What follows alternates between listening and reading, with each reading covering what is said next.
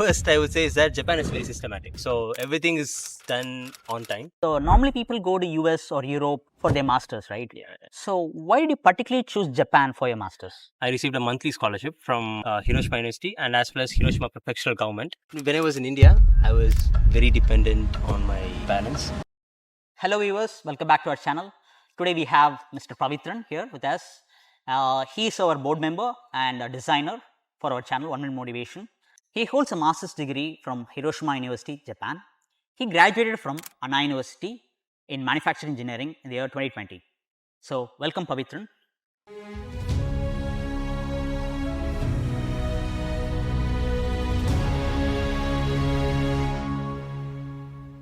Okay Paveethran, so can you talk a bit about your family background and what inspired you to do your masters in Japan specifically? Okay, so it's going to be a long answer. Yeah, okay. But yeah, so first I'll start with my family background. Right. So I come from a middle class family. My mom is a retired Tamil teacher and my dad is a retired accountant. Okay. So per se, we didn't have enough money, I would say, for doing masters in Europe or UK or US, wherever it is. And but during the COVID, I realized that I need to get out of my comfort zone. That I was living in a small bubble, and I wanted to explore my full potential. Mm-hmm. And for doing that, I thought that the first step would be is to be independent. Mm-hmm. And I was searching for a lot of opportunities to be independent. And first thing that came was to either do masters or work in some other city that is not near the hometown. And I didn't get the job opportunities at that time. It was because due to the COVID, the market was really bad. So I thought, okay, let's just do masters. But for that, we need money, right? Yeah. And I tried approaching a lot of banks, but we didn't have enough collateral to get loans. Right. And that is where I approached some of my seniors, and they gave me this details about this scholarship program in Hiroshima University. And then I approached the university and I saw some details about it. And I came to know about the MOU that Hiroshima University had with Anna University. And I tried to make use of it. And by chance, I would say, I'm not going to say that I gave my 100%. But I tried my best to reach to a lot of professors. And yeah, that's how I ended up doing masters in Japan. Great. That's nice to see. So can you please share the process and the procedure that you had to follow in order to apply for universities in Japan? Yeah. Yeah, so like I said before, I applied to Hiroshima University through the MOE program from Anna University, and I think a lot of specifically Hiroshima University and a lot of other universities in Japan have signed MOUs in Indian universities. So if you are someone who wants to do masters in Japan, I think I would say the first step would be to check your website, your college website. Check if they have any international relations with other universities in Japan, and I think most of the universities might have, and just try to approach. Just look into the MOE program. So in my case, I after knowing about the MOE program, I approached to a lot of seniors who went through the program. I got some details about how to apply, and so basically in Japan, the masters that we do is masters by research. Right. So I think you might know that. Yeah. The thing is that masters in US and Europe, I think you would have to do by doing a lot of courseworks and all. But whereas in Japan, you have both the options. But in most of the case, you will be doing masters by research. So in 2 years, you will be spending most of the time doing research than coursework. Right. So in order to do that, you have to be associated with the lab. So your first step would be to fix which university you want to do or which course you want to take. Which course you want to do research in. Once you fix that, try to approach to a lot of professors in the specific universities. Approach them via mail. Ask them that why you just tell them that why you are interested to do research under them, and say what motivated you to do research under that specific fields. After giving all those things to them, and you just try to be as genuine as possible. And once you send that mail to that professor, they will look into it, and if they have any availability in their lab, if they have enough funds in their lab, they will be okay. They'll reply okay that I'll accept you as a student or something like that. So once they give that green signal, you can actually proceed to the next step. That is nothing but the the application procedure for the university. Okay. So in the application procedure, you will be asked to mention which department, which laboratory, and under which professor you will be doing your research, your masters. You have to give all the information, and you also have to give the research title. It's a tentative one. Okay. Most of the universities follow the same. I think they call it research proposal, right? Yeah, it's called research proposal. You have to give a proposal, just give a small title and then the short description about the research. And once you do that and attach other necessary documents along the application, and once you submit that, I think there will be a specific date that university will tell the results. So once you know the results, I think you can proceed with the visa procedures. I think it's not when compared to US and UK or Europe in general, or Australia. I would say applying to Japan, of course, it's not going to be easy. But then once you know what you want, if you know in what field you want to do research, if you have the strong interest in you, I think it would be comparatively easy to get a seat in Japan University. People are driven by the search for better. But when it comes to hiring, the best way to search for a candidate isn't to search at all. Don't search, match with Indeed. The hiring process can be slow and overwhelming. Simplify hiring with Indeed. Indeed is your matching and hiring platform. With over 350 million global monthly visitors according to Indeed data, and a matching engine that helps you find quality candidates fast. Ditch the busy work. Use Indeed for scheduling, screening, and messaging so you can connect with candidates faster. Join more than 3.5 million businesses worldwide that use Indeed to hire great talent fast. Listeners of this show will get a $75 sponsored job credit to get your jobs more visibility at Indeed.com/PODKATZ13. That's Indeed.com/PODKATZ13. Terms and conditions apply. Save on O'Reilly Brake Parts Cleaner. Get 2 cans of O'Reilly Brake Parts Cleaner for just $8. Valid in-store only at O'Reilly Auto Parts. O'Reilly Auto Parts. Gotcha. I think this will be very useful for people who are aspiring to their masters in Japan. Yeah. So I think they can follow the procedures that I have mentioned. Sure. So and one more thing that I missed earlier is that once you apply to the university, there will be a specific date that will be allotted for you. There will be a short interview. Most likely your professor and some other panel members will be there. So they will interview you. They'll ask you some basic questions about your research proposal and your background in general. And if they are satisfied with your profile, some professors might even give you some small exams to make sure that you're the right suit for their laboratory. I think that's applies mostly for the top public universities like. Yeah. I would say. I think I think when you go through the MOU, there is no examination, I guess, right? Or is I think despite going by MOU or without going in a private college, I think interview is like that procedure is like very common across Japan. No, I mean the examination. Exam is not specifically. It depends upon the professor. Right. Okay. So if your professor, because some might even have written exams, some might have some digital exam and all. Okay. But it still depends upon your professor. Some might just ask you to do some normal background about just do some presentation sort of things.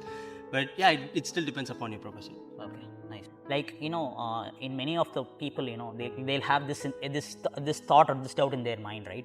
So what kind of financial support do we need, and what kind of financial hardship did you face, and if yes, how do you overcome that, and how was it? Okay, to answer your question, since I went through a MOU program, it came with a scholarship. So it was a scholarship program. So I received certain amount as scholarship every month, and in order to pay my semester fees, I had to save some a part of my scholarship, and I used the rest of the money for my day-to-day expenses. In addition to that, I also did some part-times, and which helped me to save more. And I just tried to manage the money that I had, and with enough savings, I was able to pay my semester fees for every semester. And also, most of the public universities in Japan, they have fee waiver programs. Okay. So if you are in a part of, and I think most of private university also have, so you just have to apply for scholarship, fee waiver, tuition fee waiver, and semester fee waiver, or exemptions. Sometimes you might get 50% waiver, sometimes you get 100% waiver. So fortunately, I received a 100% waiver in my last semester, so which really helped me a lot, I would say. And so basically I just did a lot of part times. Right. I'll just go like 3 days per week. I'll just do my part time for like 8 hours. So I think in Japan the maximum time you can work per week is 24 hours. Okay. In part time. So I try to use as much as I can in the part time jobs. Yeah. Right. Okay. So it was like quite safe, it was like, was it like very safe and comfortable environment for you to do your part-time job, as well as you are able to have enough time to manage your academics as well as your part-time job, right? Yeah. Like I said before, it was not a course-specific master's program. Right. It is more like research-based, right? So most of the time you might not be able to do your research on the time that you want to do, because it depends upon the equipment's condition and your professor availability, your lab mates availability and all. So based on that, I think you would have to manage accordingly. So that just try to, if you are someone who's going to earn by yourself, try to support yourself, I think I would say just try to maximize your part-time, the time you spend for part-times, and so that you can save more. And also, just don't forget to do your research once in a while. Yeah. Okay, Paveethran. So when it comes to doing masters, many people go to other countries like US, Europe, where they don't have any language barrier, right?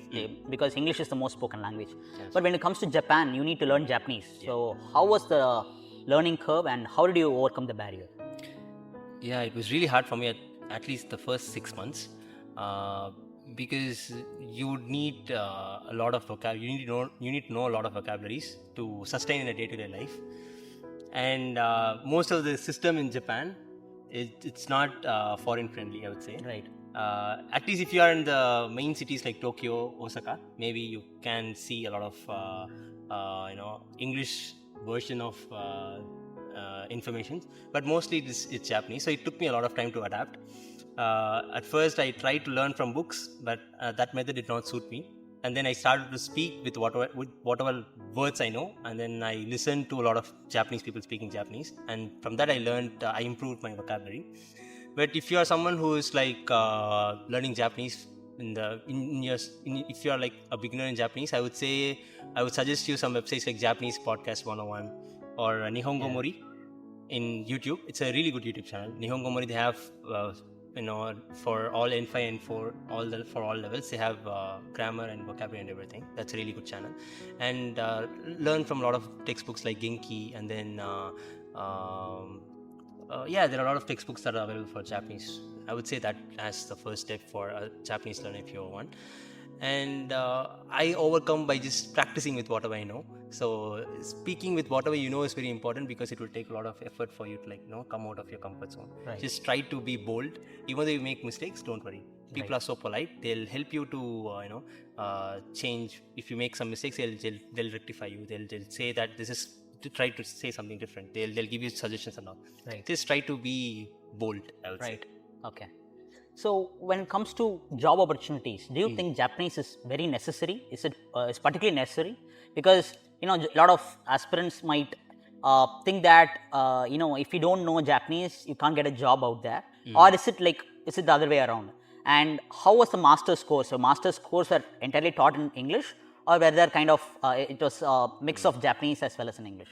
Okay, I'll go one by one. Okay. So job opportunities is that you would definitely need Japanese. Okay. So, but recently, since Japan needs a lot of foreign workers, they have in most of the job websites they have a separate section called No Nihongo Nihongo section. So there are some companies that are actually offering jobs for non-Japanese speakers, but it's mostly remote jobs. Okay. But if you want to get into a manufacturing industry or production industry or something in IT or in those fields, I would say you should at least need an intermediate level of Japanese skill. So yeah, most of the companies would definitely ask minimum entry in minimum intermediate or N2 or N1 level. But Japanese is very important. Right. Even if you get a job that has like minimum requirement for Japanese, but once you get inside the company, you would definitely feel that knowing Japanese might be really helpful. You would have that feeling. Right. Yeah. So first I would say Japanese is very important for job opportunity. Okay. in Japan. It will just increase your Profile, profile, the visibility of yeah. your profile across. and your capabilities to get a job in Japan. Right. Okay.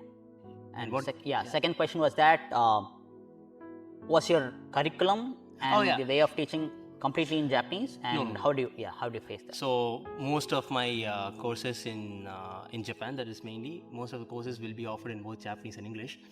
It's up to you. Some courses, it will be offered. Some English courses will be offered in just particular semester. Just if you want to learn that course if you really want to learn the course, just make sure to get that course in that specific semester. Okay. If not, I think most of the materials will be in English.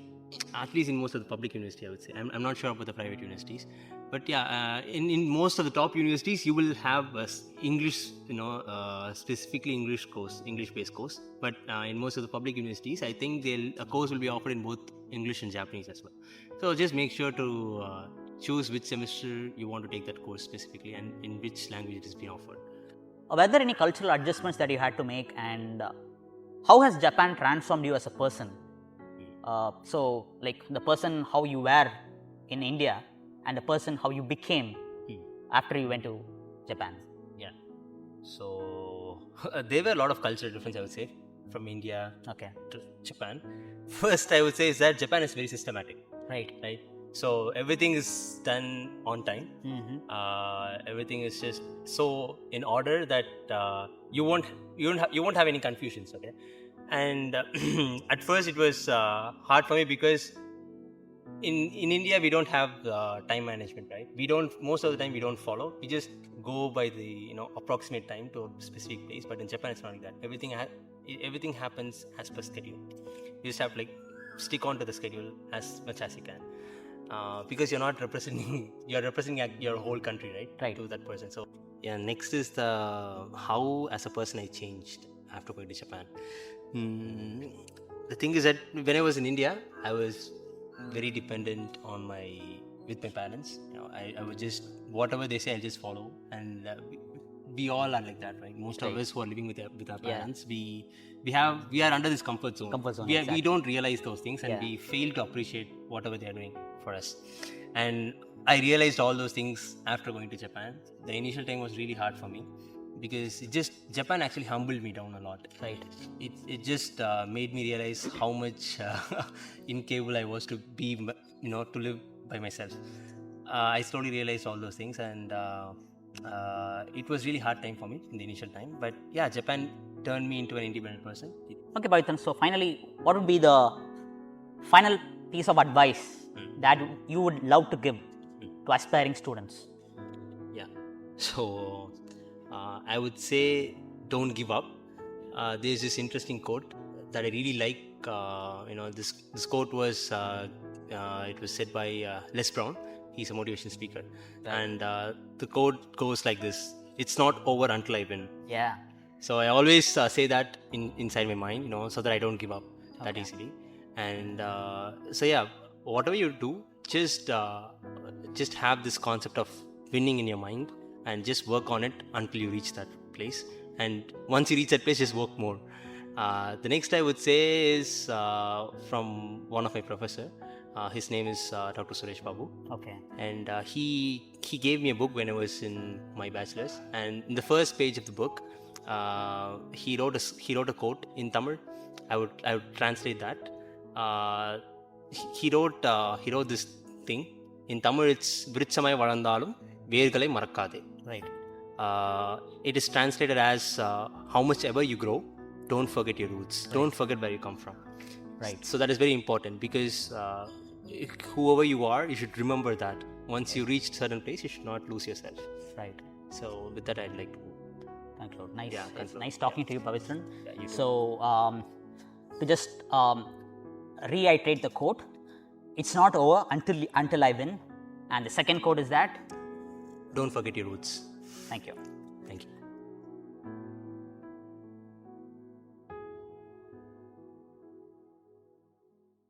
People are driven by the search for better. But when it comes to hiring, the best way to search for a candidate isn't to search at all. Don't search, match with Indeed. The hiring process can be slow and overwhelming. Simplify hiring with Indeed. Indeed is your matching and hiring platform. With over 350 million global monthly visitors according to Indeed data, and a matching engine that helps you find quality candidates fast. Ditch the busy work. Use Indeed for scheduling, screening, and messaging so you can connect with candidates faster. Join more than 3.5 million businesses worldwide that use Indeed to hire great talent fast. Listeners of this show will get a $75 sponsored job credit to get your jobs more visibility at Indeed.com/PODKATZ13. That's Indeed.com/PODKATZ13. Terms and conditions apply.